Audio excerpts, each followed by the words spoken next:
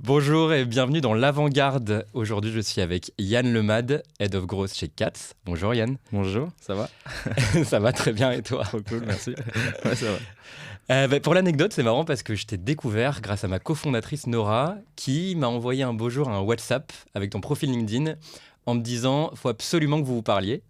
Et donc ça tombe bien parce qu'aujourd'hui on va parler pendant 45 minutes de plein de choses, de marketing, de ton parcours, de marque, d'acquisition. Et donc sans transition, Yann, je vais te laisser te présenter, me dire un peu qui tu es, ce que tu fais aujourd'hui et aussi ton parcours qui t'a mené jusqu'ici. Ok, bon bah enchanté en tout cas, hein. Et du coup moi c'est Yann Lemad, je suis breton, je suis le Head of Growth de Katz qui est une marque d'alimentation pour chats par abonnement et sur mesure. Et du coup je gère toute la partie grosse de la boîte. Et avant ça en fait moi j'ai commencé, donc là je suis chez eux depuis maintenant quasiment un an. Et avant ça, moi j'ai commencé par j'ai fait des études random un peu comme tout le monde. Et pendant les études, en fait, j'ai découvert le dropshipping, qui en fait est une grosse introduction aux grosses, et donc qui t'apprend à faire de l'acquisition, à faire des Facebook Ads, à faire des créas, à savoir comment marketer un produit, à savoir faire un site qui convertit, tout ce qui au final maintenant fait mon métier aujourd'hui chez Katz. Et donc j'ai commencé par là pendant 2 ans avec mon meilleur ami et ex-cofondateur du coup. Donc on a fait ça pendant 2 ans et après on a switché. Donc après le drop, on a voulu faire une marque e-commerce. On savait pas trop comment s'y prendre parce qu'il y a des aspects que tu maîtrises pas forcément dans le drop, qui est faire un produit, créer son produit et tout ça. Donc on voulait s'approcher en fait des fondateurs de marques e-commerce qui performent bien, comme des 900 Care, comme des Zone Bottle, qui aujourd'hui marchent super bien. Et donc on a voulu switcher sur le service. L'aspect, enfin nous on faisait du dropshipping avec Facebook Ads, donc c'était un sujet qu'on maîtrisait super bien. Moi avant, je me passionne pour la vidéo depuis que je suis tout petit. Faire des vidéos moi je fais du BMX, donc je faisais beaucoup de vidéos de BMX. Et donc en fait j'avais cet aspect, genre on savait super bien faire des créas en drop, c'est la chose qu'on savait le faire le mieux, et de la gestion média. Et donc on voyait qu'au niveau du service, il y avait beaucoup d'agences, donc ça servait, enfin ça nous attirait pas trop d'aller dans le milieu des agences de pub, et donc enfin des agences de médias, gestion média pardon. Et donc on a décidé de faire des créas, donc devenir des vidéastes pour des marques e-commerce. Et donc on a fait ça pendant 1 an et demi. On a eu l'occasion de travailler avec genre des 900 Care, justement Red Bottle, c'est pour ça que je les cite, quelques bonnes marques comme ça en France, qui nous ont appris tout simplement à déjà faire de l'acquisition différemment, faire des bonnes créas encore plus poussées et tout. Donc ça c'était vraiment fun, et découvrir ces gens-là qui sont super intéressants, et aussi à faire de la création de contenu, parce que du coup c'est du B2B, c'est de l'acquisition différente et tout. Et donc ça c'est vraiment un truc que j'aime beaucoup faire maintenant et que je continue à faire en tant qu'head of growth, où j'ai pas forcément besoin d'aller chercher des clients, c'est juste partager du savoir. Et donc c'est un truc qui t'apporte beaucoup, et donc on s'est connus comme ça au final. Et donc voilà, ça m'a beaucoup appris le côté du B2B. Et à la fin de l'aventure, quand on voulait switcher, moi je me suis fait approcher du coup par Tanguy et Mathias de Native, qui maintenant montent, et on monte ensemble Katz.co, qui est du coup une marque d'alimentation pour chats par abonnement. Et donc voilà un peu le parcours de ces 5 dernières années. Trop bien, trop intéressant le passage par le drop parce que finalement, le dropshipping, c'est un truc où vu que tu gères pas le produit, tu gères pas tu gères pas la logistique. Non. Donc en fait, c'est vraiment l'école de l'acquisition, quoi. Ouais, c'est c'est comment ça. en fait on fait tout pour faire de l'acquisition. Donc j'imagine qu'aujourd'hui, ton expérience en faisant du drop t'aide beaucoup dans la vie de tous les jours. En fait, maintenant, le taf que je faisais en drop, je le fais focus sur Katz, quoi. J'ai un seul produit, c'est de l'abonnement d'alimentation sur mesure pour chats. Et c'est ce que je faisais, des landing pages, des ads du coup, le retargeting, le gros en fait en général. Et du coup, ouais, c'est une super école, parce qu'en même temps, tu lances des produits assez régulièrement. C'est un peu comme si tu montais une nouvelle marque tous les jours, une nouvelle DNVB tous les jours. Donc t'apprends plein de... justement, c'est ça, faire des LP, t'apprends sur plein de produits différents. Puis quand ça commence à marcher, t'itères à fond, sur tout le côté retargeting. En plus, tu joues un peu avec ton propre argent, tout au début, où t'as pas forcément de boîte, t'es en auto-entreprise. Du coup, faut que ça soit rentable. T'as pas le droit de faire d'acquisition pas rentable, quoi, sinon tu gagnes pas d'argent, même t'en perds. Et donc, là, t'es obligé d'aller sur du rentable. Et donc, ça apprend vraiment pas mal de choses. Et j'en connais beaucoup qui maintenant travaillent dans des DNVB, qui avant ont fait du drop, quoi. Ouais. Et même qui ont des DNVB maintenant. et qui ont fait du drop, qui ont commencé par le drop. Ouais. Ouais, finalement, c'est l'espèce d'acquisition frugale où, vu que c'est ton argent et que t'as pas un budget de fou, Bah ouais. il faut faire en sorte de faire le plus d'acquisitions possible à moindre coût, quoi. Ouais, c'est ça. Hyper intéressant. Et je crois savoir aussi que tu as une newsletter du coup à côté sur le Gross. Est-ce que tu peux nous la pitcher en 2 minutes? Ouais, grave. Bah, du coup, moi, ce que je fais à côté de mon taf, c'est que j'aime bien documenter. J'ai vu tous les bénéfices que ça avait de juste faire des posts LinkedIn et juste partager ce que tu sais aux autres. Ça permet de rencontrer des gens comme toi, par exemple. Et donc, du coup, ma newsletter, en fait, je partage ce que je fais de mon taf. Tu vois, je teste plein de petites techniques de grosses. Et donc, je documente ça une fois par semaine. Genre, par exemple, les LP que je teste, comment je les teste, quel type de LP vous pouvez tester, c'est quoi les résultats que j'ai eus. Moi, j'ai un gros focus sur la créa parce que c'est un point hyper important maintenant pour craquer une acquisition froide sur Facebook Ads, c'est d'avoir les meilleures créas possibles, les plus rentables possibles. Parce qu'au final, maintenant, la gestion média, elle se fait de moins en moins, même s'il y a toujours beaucoup de taf à faire, mais c'est surtout sur la créa. Et donc, je partage sur comment faire une bonne créa, quel type de créa tester, ce que je teste, en fait. C'est juste du retour d'expérience. Et ça me permet en même temps de réapprendre aussi. C'est pas mal de. J'aime bien faire du contenu aussi parce que ça te permet de. Tu partages des choses et en même temps, tu cherches du contenu ailleurs pour les écrire et tout. Du coup, t'apprends en faisant quoi. Donc Ouais. voilà, je documente des techniques de grosses que j'applique dans ma boîte dans une newsletter. Trop intéressant. Il y a une trend aux États-Unis qui s'appelle le Build in Public Ouais. et qui est justement, du coup, moi je lis beaucoup d'articles là-dessus et il y a vraiment ce truc-là de quand tu build in public, du coup, tu crées du contenu, il y a des gens qui réagissent, ça te fait apprendre des choses, ça te fait creuser Ouais. et en fait, rien que le fait de documenter ce que tu fais te force aussi à apprendre. Ouais, grave. Donc ouais, Ça crée de l'attachement aussi. Enfin, moi, je kiffe trop les boîtes qui build in public, qui montrent leurs chiffres, qui montrent leurs galères et tout. En même temps, ça t'accroche à la boîte et t'as envie de suivre. Donc déjà pour les boîtes de service et tous les boîtes B2B, c'est génial. Même au final, boîte B2C aussi, build in public est expliqué, même s'il y a peut-être un peu moins d'enjeux. Mais tout le bénéfice du build in public en B2B, je trouve ça trop intéressant, quoi. Comme on voit par exemple des lemlist qui depuis le début partagent et moi je trouve ça trop bien, quoi. Ouais, carrément. Et ça permet aussi des fois de sortir un peu du nuage de fumée Ouais, grave. des histoires qu'on raconte. Là, tu es transparent avec ton audience, quoi. Et en même temps, ça inspire les autres et tout. Tu vois que, tu sais, quand c'est vraiment opaque, tu sais pas ce qui se passe, t'as l'impression que c'est mystique ce qu'ils font. Et au final, quand tu déconstruis et tout, tu te rends compte que toi aussi, peut-être, tu peux le faire. Et ça, je trouve ça super cool. Sans transition, je te propose qu'on parle un peu de Cats. Ouais. Déjà, je vais te laisser un peu nous pitcher Cats. Ouais. Est-ce que tu peux nous dire un peu ce que fait Cats aujourd'hui? Alors, du coup, c'est une marque d'alimentation pour chats sur le modèle de l'abonnement. Et en fait, c'est sur mesure au chat. En fait, les gens, quand ils rentrent donc quand ils voient nos pubs, ils vont remplir un quiz où ils rentrent plein d'informations sur leur chat, leur poids, les problèmes de santé. Et donc ensuite, nous, on va leur proposer une alimentation personnalisée pour eux avec des poids personnalisés, un mix entre de la pâtée et des croquettes. Et donc en fait, ça va leur permettre d'avoir un chat en bonne santé. Les croquettes aussi, l'alimentation en général a été faite. Donc le cofondateur aussi est un vétérinaire qui est vétérinaire depuis 40 ans. Donc c'est de l'alimentation de super qualité, c'est super premium, pas forcément à un prix super élevé non plus. Et c'est sur mesure. Donc si tu as un chat en appartement, il n'a pas les mêmes besoins qu'un chat qui est tout le temps à l'extérieur, qui est pas castré, qui a des problèmes de reins par exemple. Donc c'est toutes ces problématiques-là, on va lui adresser en fait un menu personnalisé pour qu'il vive le plus longtemps et en bonne santé, quoi. Et donc nous, on est sur du modèle de l'abonnement.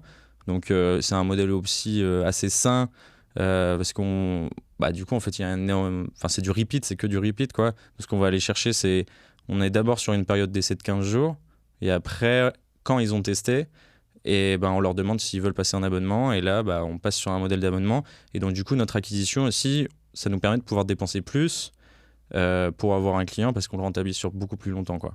Ah ouais, c'est ça la difficulté qu'il peut y avoir, notamment quand tu vends des produits one-shot. Ouais. C'est que difficile de maîtriser ses coûts d'acquisition si tu fais que des ventes one-shot et tu n'arrives pas à avoir de la récurrence qui, sur Labo, si tu churnes pas trop, Ouais, c'est ça. tu as une récurrence quasi assurée, donc c'est un peu plus simple. Est-ce que tu peux nous parler un peu de ton quotidien chez Cats? Ouais, C'est grave. quoi ton périmètre? Quel est ton rôle chez Cats et à quoi ressemblent tes semaines?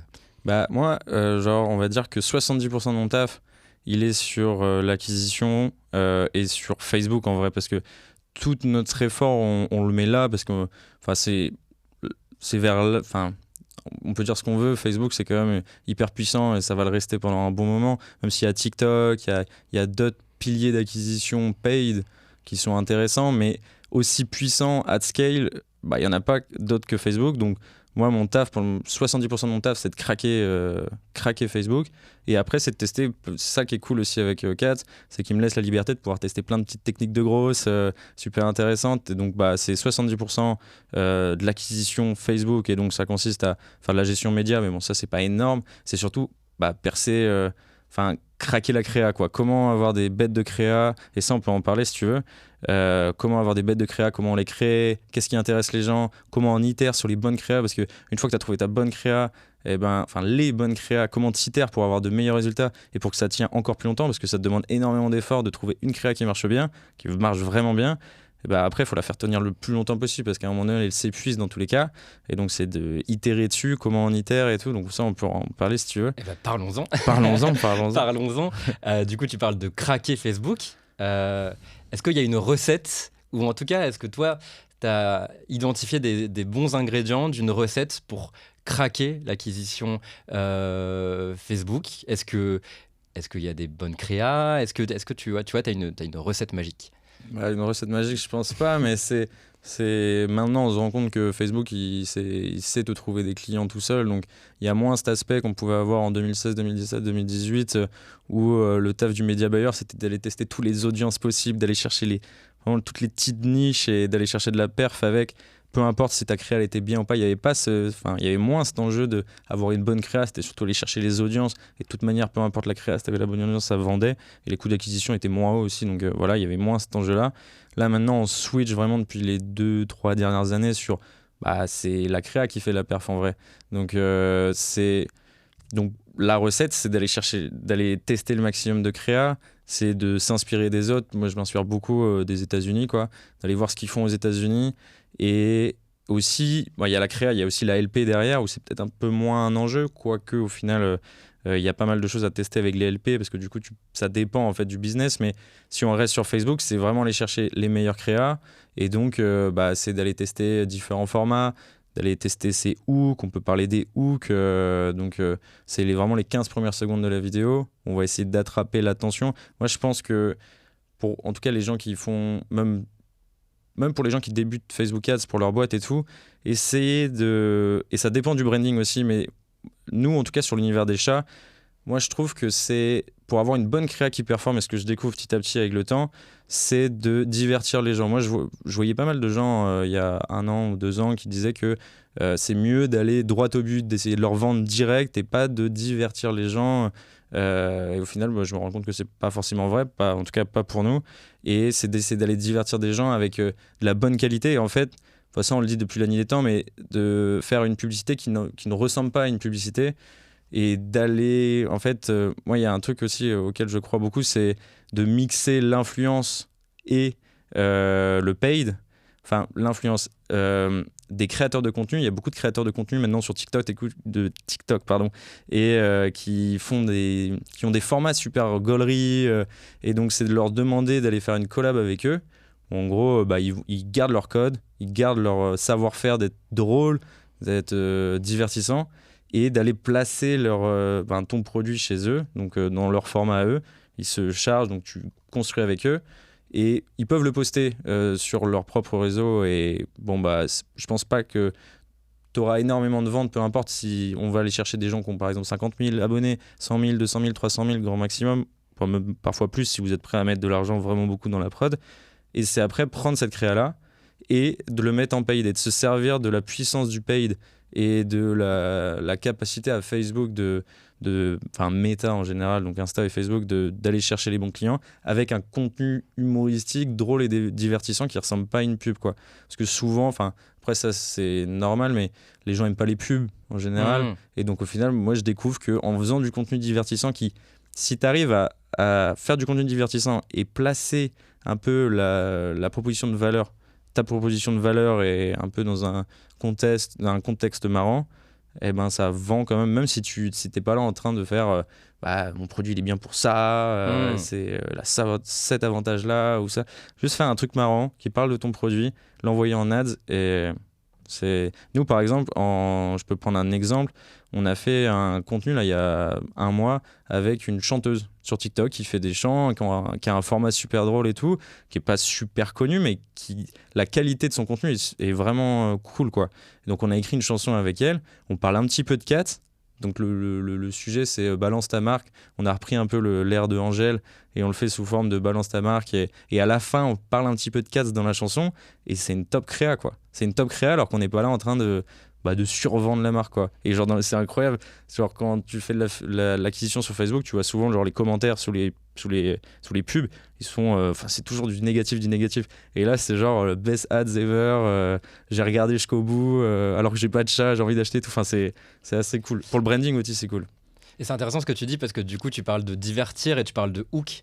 Et en fait, j'ai l'impression que maintenant, en fait, ce qu'on cherche d'abord à avoir, c'est l'attention des gens. En fait, finalement, des pubs, ils en ont vu plein. En plus, il y a le drop qui est passé par là. Donc, en fait, donc, en gros, j'ai l'impression que le plus important déjà, c'est de faire en sorte que les gens restent sur la créa, qu'ils la regardent. Et en fait, quand tu as capté l'attention, c'est déjà plus simple, une fois que tu as l'attention, de délivrer ton message. Et donc, c'est pour ça que je trouve que c'est intéressant ce que tu dis sur le fait d'avoir l'attention. C'est ça. Ouais.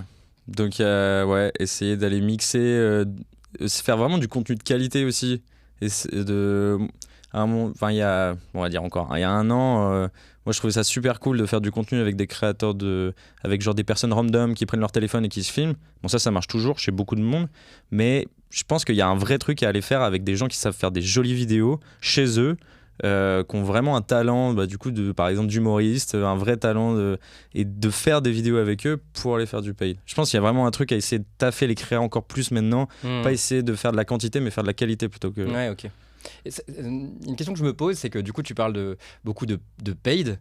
Il y a eu pas mal il y a notamment le baromètre de Digital Native Group qui montre du coup la hausse des coûts d'acquisition. Comment vous vous comportez chez Cats pour potentiellement diversifier vos canaux d'acquisition? Est-ce que vous essayez de taffer sur du contenu pour du SEO? Est-ce que, tu vois, c'est quoi vos autres canaux d'acquisition que vous pouvez avoir? Alors on a tout ce qui est classique, voilà, SEO, on fait beaucoup d'organique sur Insta et TikTok.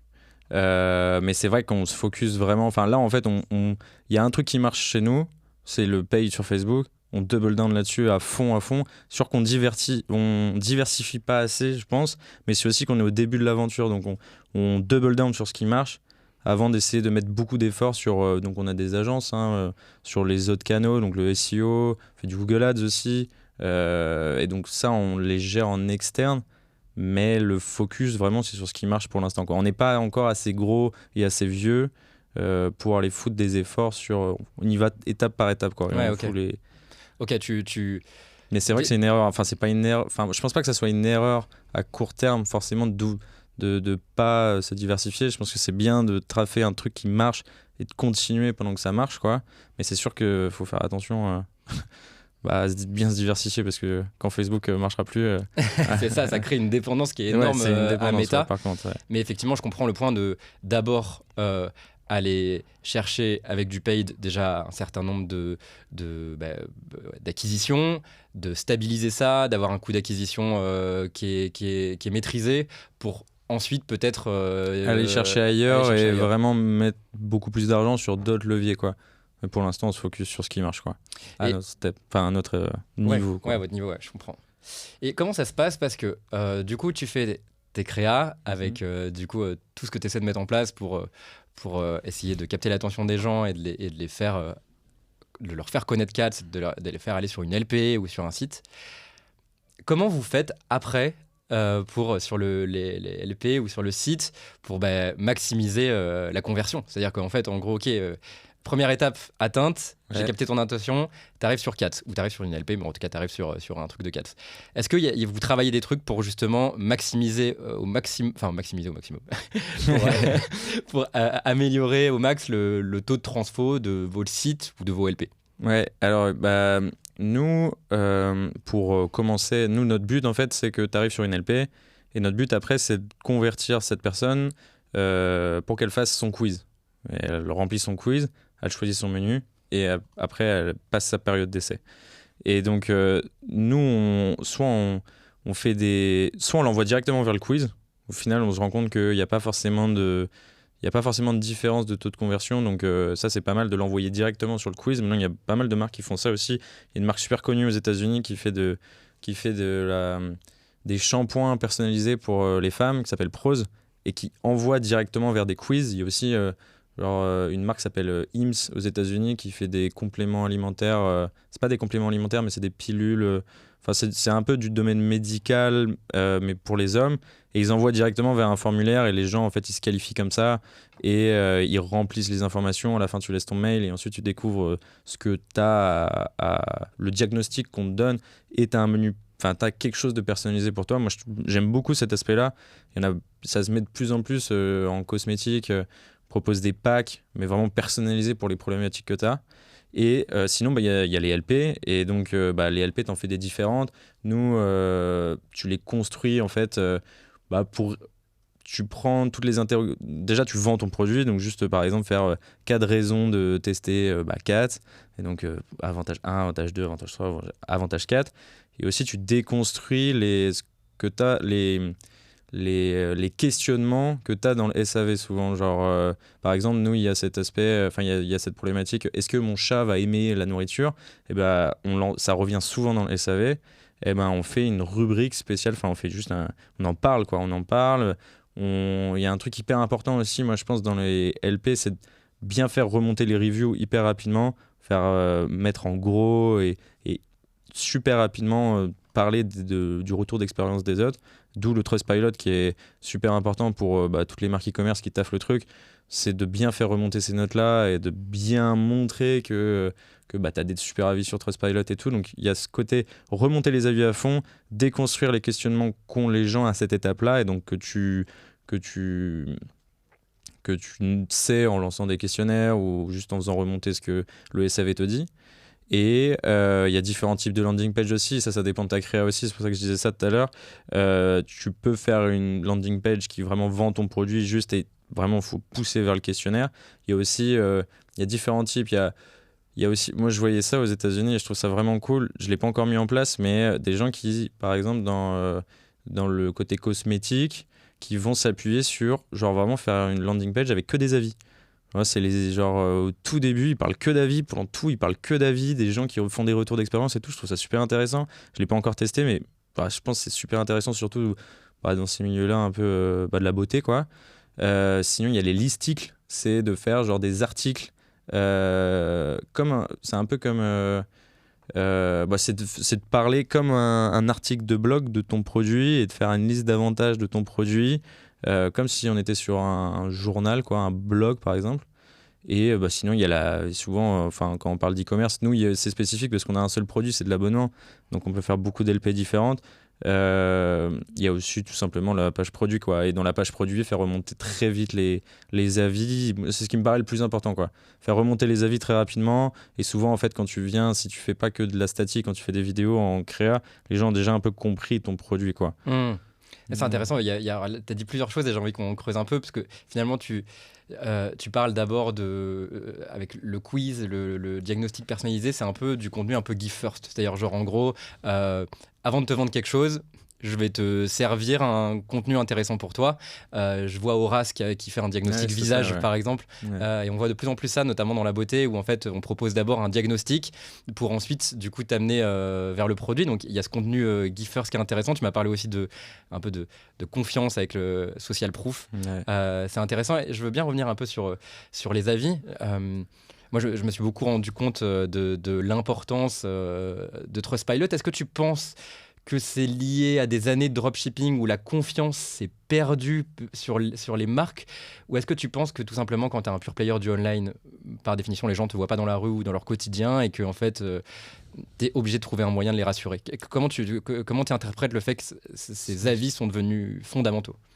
C'est quelque chose qui convertit dans tous les cas, en fait, d'avoir le retour d'expérience de quelqu'un. Quand un ami te recommande un produit et qui te vend le truc, qui te vend son expérience, moi je lis un avis, ça me convertit en fait, ça me convertit beaucoup plus que si c'est la marque qui parlait.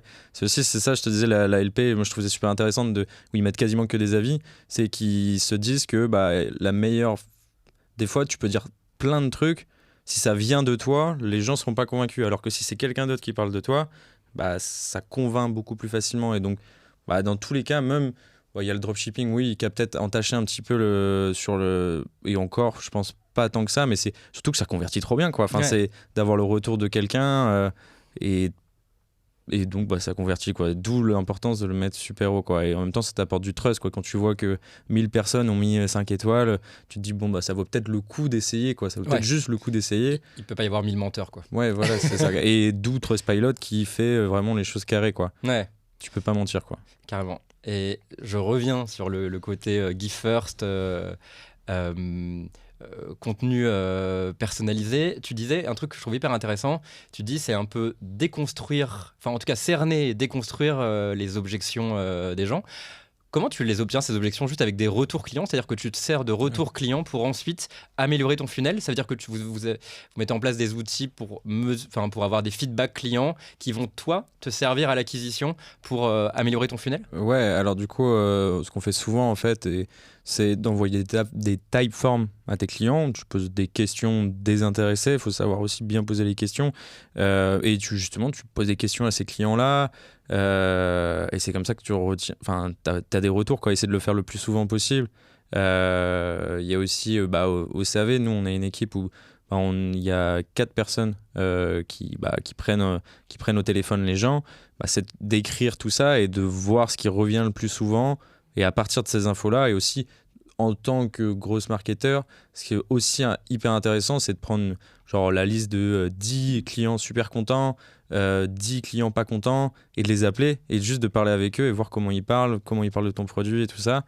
Et ça, c'est les meilleures infos pour construire tes créas, ta LP et tout, parce que ça vient directement d'eux. Donc, même si t'es pas forcément le premier client de ton produit. Par exemple, si tu es un gros marketeur et que tu travailles dans la beauté ou je sais pas, dans le maquillage, j'en sais rien, tu n'es pas forcément un expert toi-même, tu n'es pas le propre client, mais de ça, tu arrives à comprendre ce que les gens disent, ce qu'il y a derrière, les peurs qu'ils ont, les pains qu'ils ont, comment ils en parlent, quel vocabulaire ils utilisent pour après les mettre sur ta LP, quoi, et mettre dans tes créas aussi.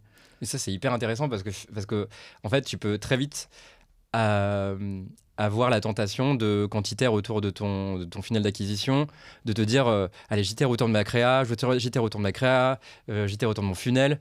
Et en fait, là, je trouve ça hyper intéressant d'aller se nourrir des trucs en fin de funnel, donc de clients, Ah ouais. pour justement en fait se dire attends, non, l'acquisition, elle peut aussi être améliorée par le care qui me fait monter des retours, qui Ouais, vont grave. améliorer le funnel d'acquisition, qui vont améliorer l'expérience, etc., etc. Donc Et ça petit fait à un espèce de petit, cercle vertueux de fou. ouais, grave.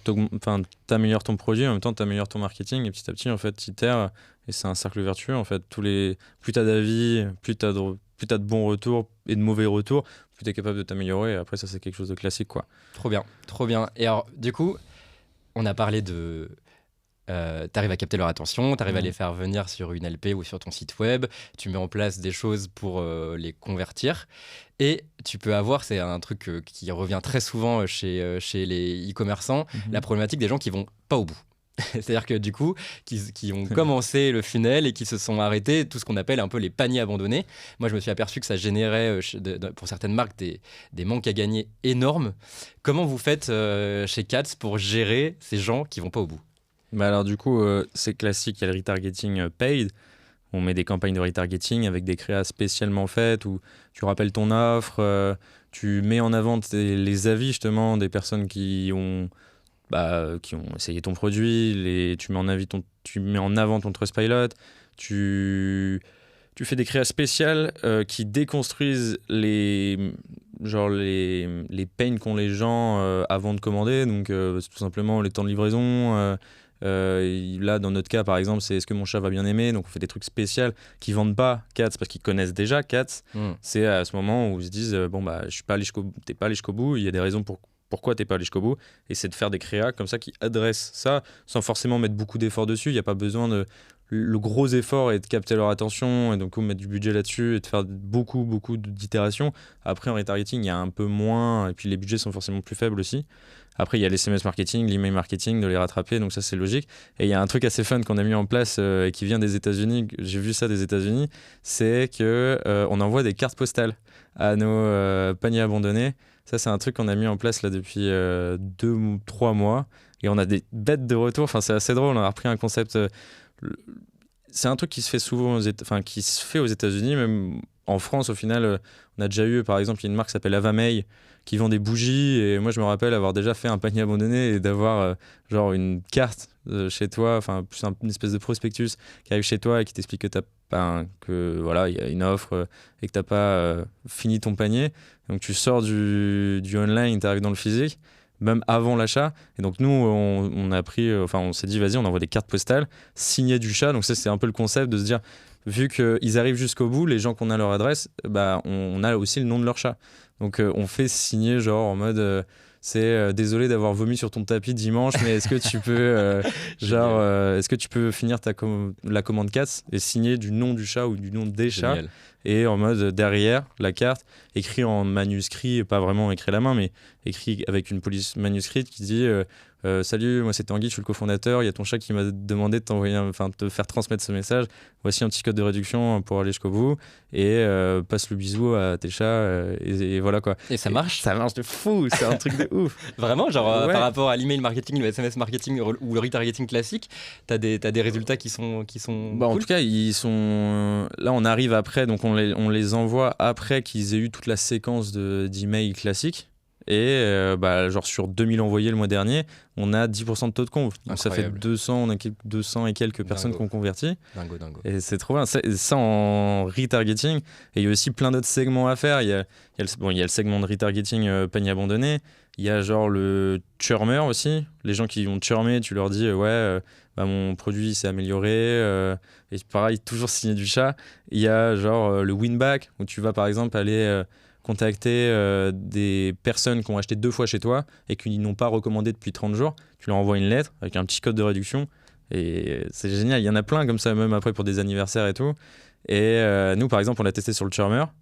Où donc c'est des gens, en plus ça c'est assez dur à reconvertir, c'est des gens qui sont partis parce que soit ils avaient trouvé le prix trop haut, soit n'étaient pas contents du produit. Et de le faire pareil avec le merci de me laisser vivre chez toi, mais est-ce que tu peux recommander 4 là, signer du chat encore.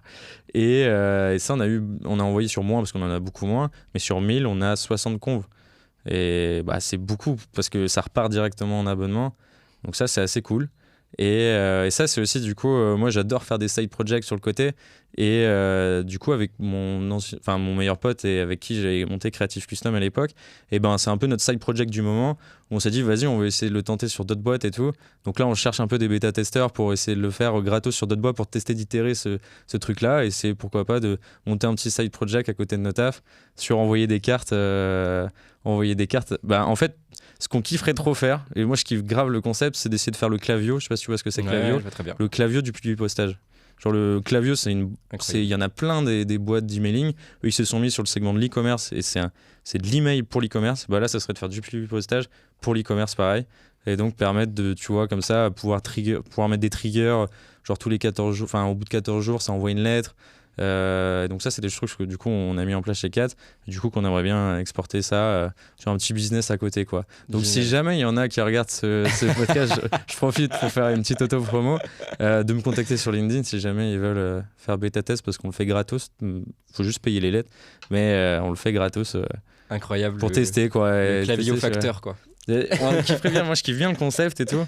Et donc c'est Non. peut-être une idée de boîte à faire sur le côté. Hyper intéressant. Et c'est marrant parce que, enfin, moi je trouve ça génial. En plus, ça reste dans toute la lignée de ce que tu vas imprimer, divertir les gens.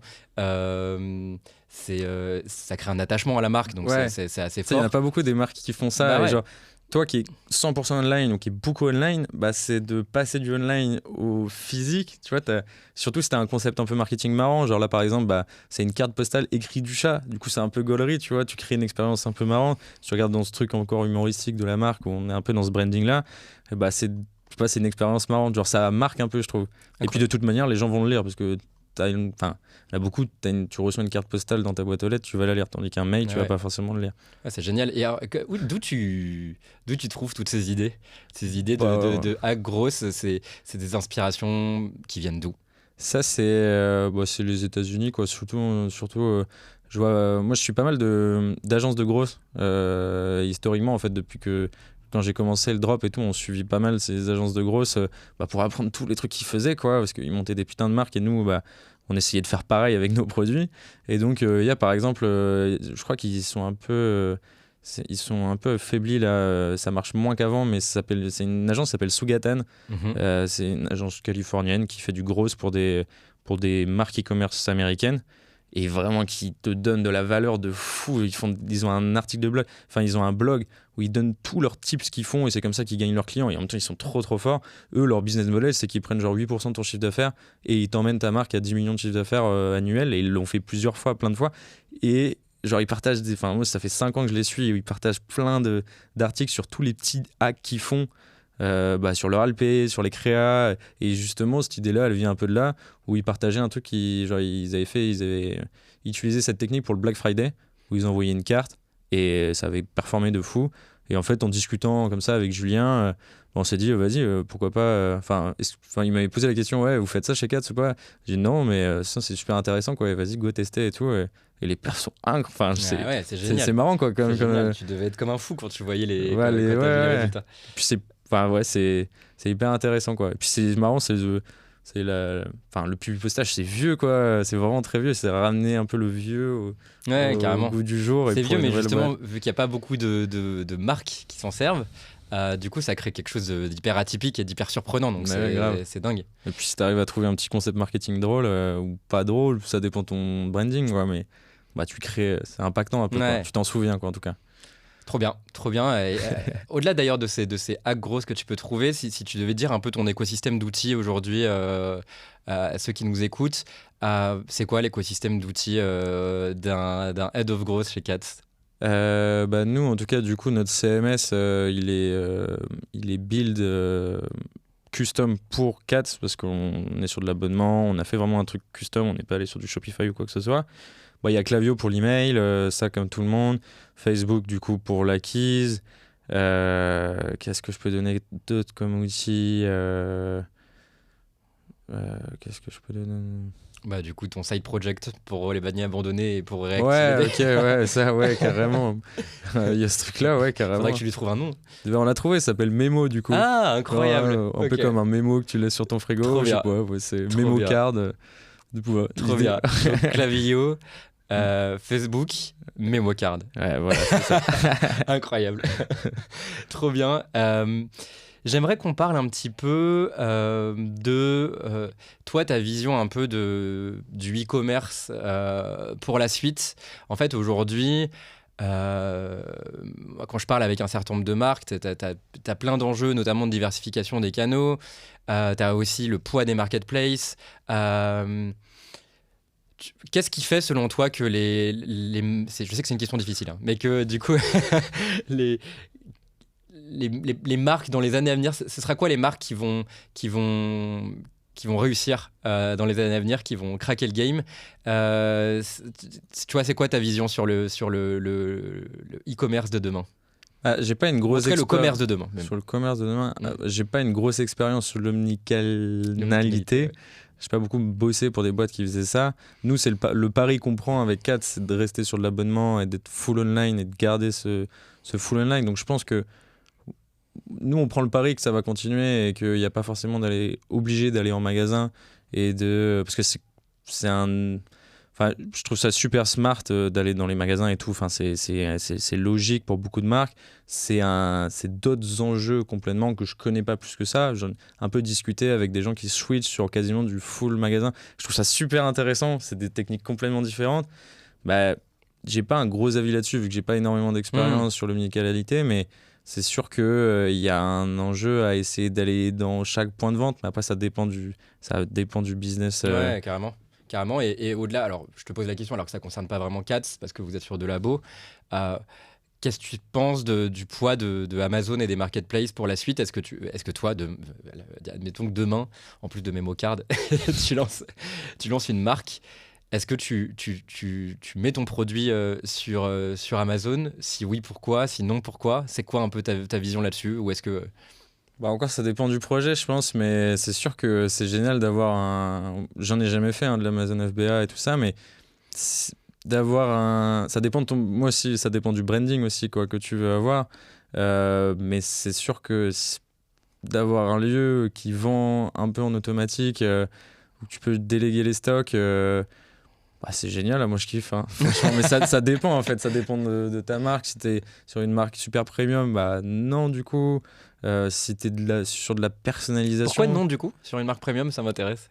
Bah ouais, non, c'est vrai. Non, mais ça m'intéresse parce que du coup, j'ai effectivement, je discutais de ça et avec du coup quelqu'un qui s'occupe de gérer la présence sur les marketplaces des marques, et il me disait qu'effectivement, un certain nombre de marques disaient ne pas vouloir détériorer leur branding en étant sur Amazon.